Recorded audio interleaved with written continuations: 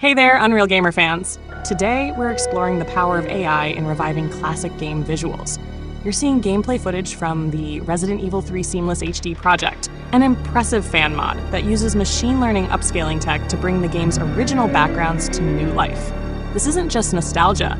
This is what AI can do to preserve and enhance our favorite classics.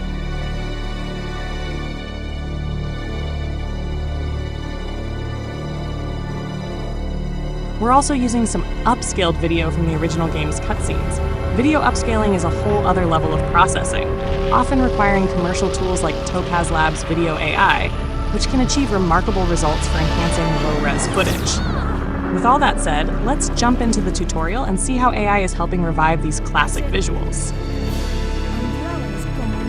Now, for this tutorial, we'll be using Krea.ai to show you how AI tools like these work. While Krea.ai wasn't used in the Seamless HD project, it's an accessible free tool that lets us recreate a similar process for enhancing game art. Plus, after we go through the tutorial, we'll be showing you the unique upscaled images we've created. You won't want to miss it. So let's dive in and see how AI can give these classic visuals a whole new level of detail and depth.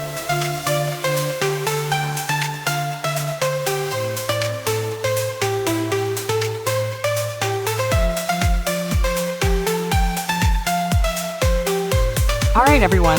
Today I'm going to walk you through how we can breathe new life into the pre-rendered backgrounds from the original Resident Evil 3 Nemesis.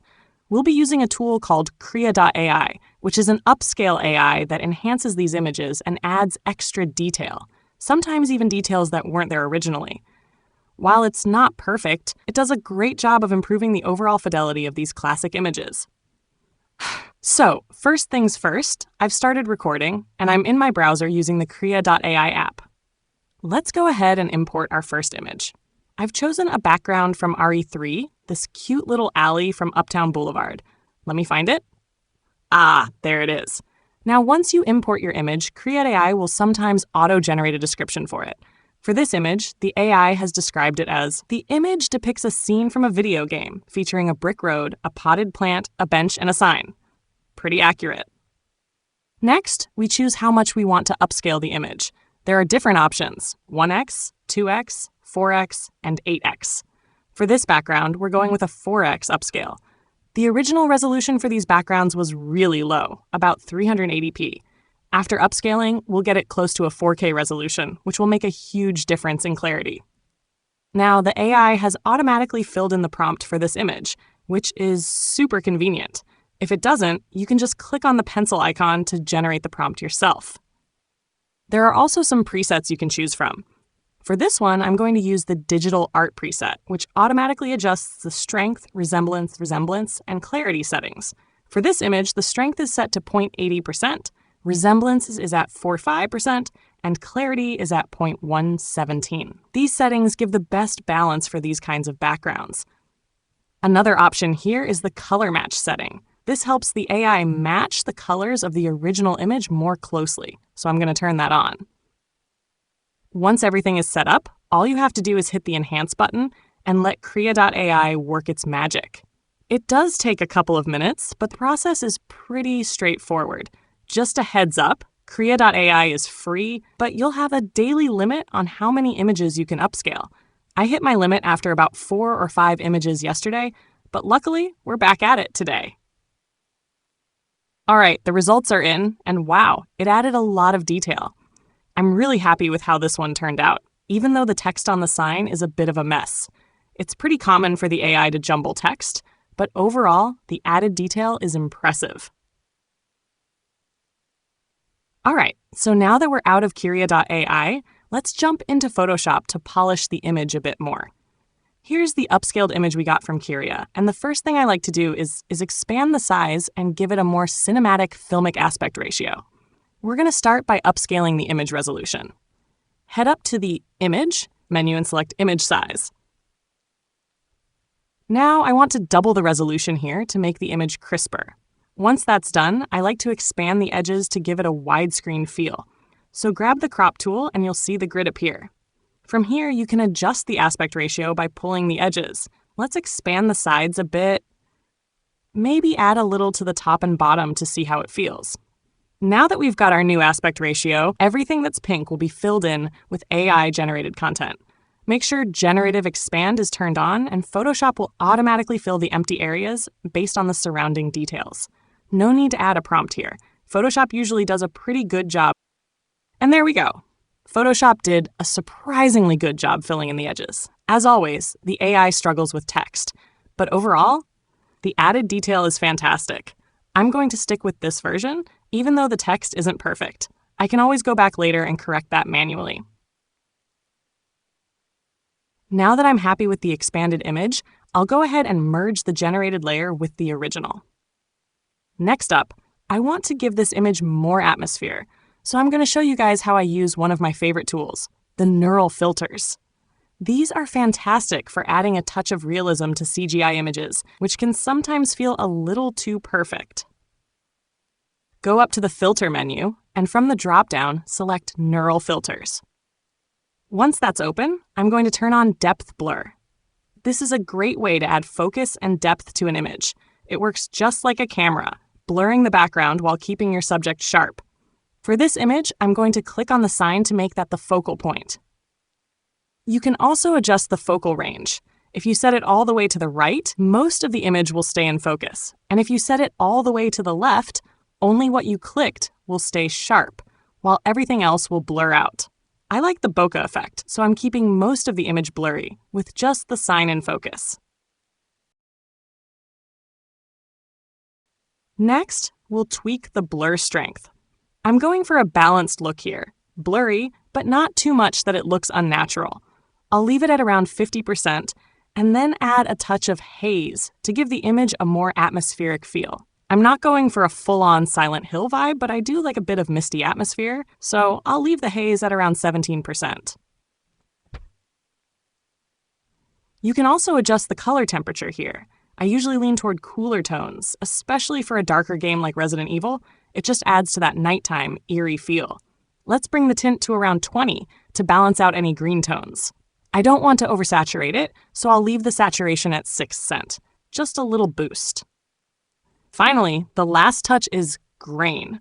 This is a game changer, especially for CGI images that can sometimes look too flawless. By adding grain, you break down the sharpness, giving the image a grittier, more realistic feel. I'll add a bit more than usual so you can see it clearly in the video, but normally I like to keep it around 30 to 40%. It adds that extra layer of realism without going overboard. And that's it. Here's the final image. And I'll show you guys a before and after so you can see the difference.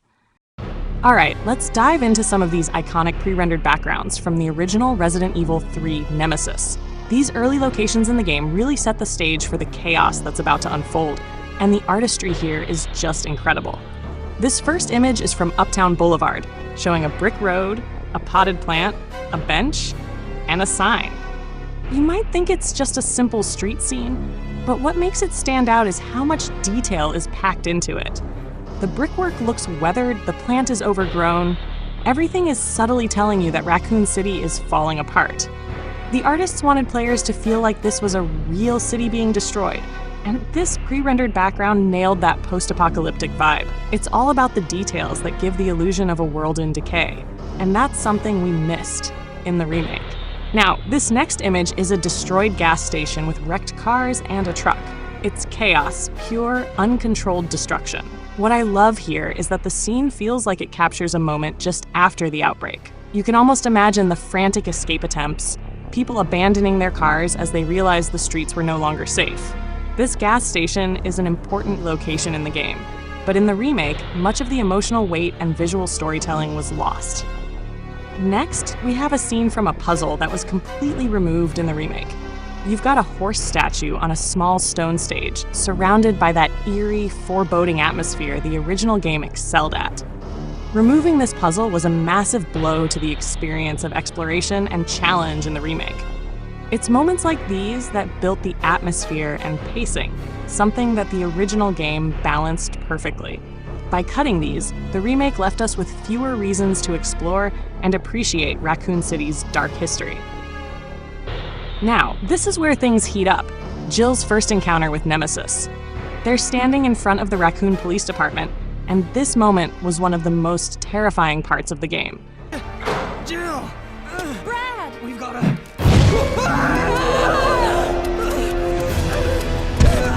Jill! Help!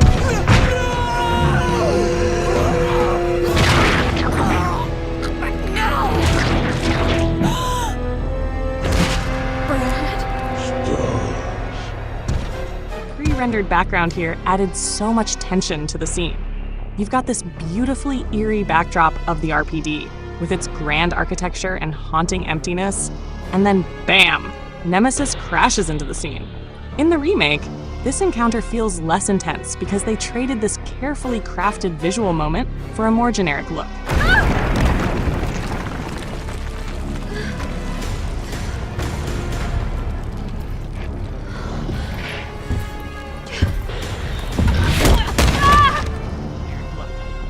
Here we see Jill in a dimly lit room with two zombies slowly advancing. The shadows and dim lighting add so much to the horror here. There's a door, a chair, a bucket. Mundane items made unsettling by the way the light hits them. This kind of setting made the pre-rendered backgrounds of the original feel so alive, despite their limitations. Even with the 3D technology of the 1990s, they used every trick in the book to make these rooms feel like they were suffocating you with tension. Now, look at this urban destruction in the next image. Cars overturned, debris everywhere, and in the background, a bookstore. These little details, like the bookstore sign, made Raccoon City feel like a place that had been lived in, and now it's crumbling. Each street corner you turned was filled with more destruction, more signs of life interrupted. This kind of visual storytelling was part of the magic of Resident Evil 3. Here we have Carlos in a standoff, with Nemesis lurking in the background, just out of sight. This is classic RE3. Tension is everywhere. Carlos knows Nemesis is close, but Nemesis hasn't spotted him yet. The background gives you a sense of unease, like something could jump out at you at any second. Again, the pre-rendered backgrounds let the artists control every element of the atmosphere, creating this sense of dread that's missing from the remake. And here's the famous RPD gate with RPD displayed prominently. The police department is one of the most iconic locations in the Resident Evil series. And in RE3, the devastation of its surroundings tells its own story. What's interesting is that, according to new lore, the RPD building used to be an art gallery and museum. That explains the elaborate architecture and those puzzle-like statues scattered around the place. It adds a layer of eerie sophistication to the city's downfall, which the remake barely touched on. Lastly, here's Jill on the street next to a car with a pizza box on the ground, and buildings in the background advertising coffee and pizza. These tiny details, like the pizza box, remind you that Raccoon City was just a normal place before everything went to hell. People ordered pizza, grabbed coffee, and lived their everyday lives. It's details like this that humanize the city, making it feel like you were really walking through a place with a history and a future, until the outbreak happened. And again, the remake glossed over so much of this, leaving the city feeling hollow in comparison to the rich world the original pre-rendered backgrounds gave us.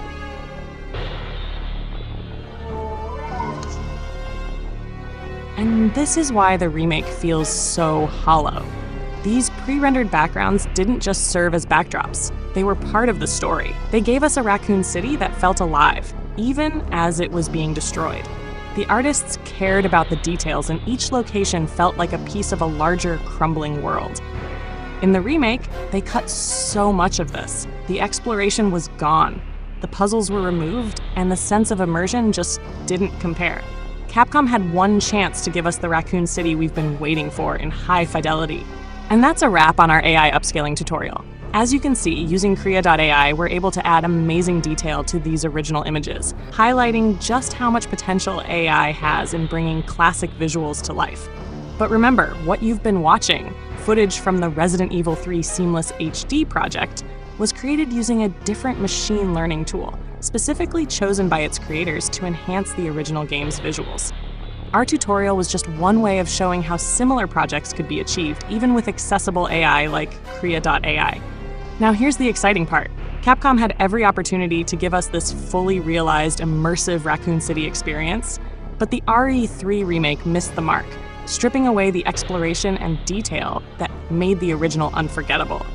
If you're ready to dive into the details of what went wrong, join us for part 2, where we break down Capcom's biggest missed opportunity and make the case for why Resident Evil 3 deserves a second chance.